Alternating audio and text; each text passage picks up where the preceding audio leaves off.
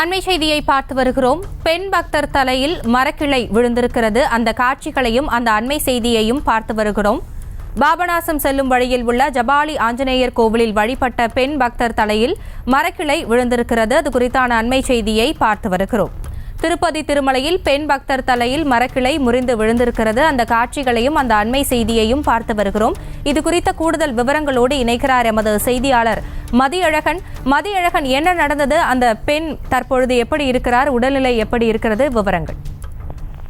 திருப்பதி மலைக்கு வரக்கூடிய பக்தர்களில் வெகு சிலர் திருப்பதி மலையில் இருக்கக்கூடிய பாபநாசம் செல்லும் வழியில் உள்ள ஜபாலி ஆஞ்சநேயர் கோயிலுக்கு செல்வதை வழக்கமாக வைத்திருக்கிறார்கள்.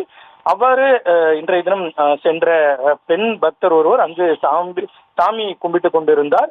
அப்பொழுது அங்கு இருந்த மரத்தில் இருந்து முறிந்த கிளை ஒன்று அந்த பெண் பக்தர் மீது விழக்கூடிய காட்சிகள் தற்பொழுது வெளியாகி இருக்கின்றன. இந்த மரக்கிளை விழுந்ததில் அந்த பக்தருக்கு படுகாயம் ஏற்பட்டிருக்கிறது.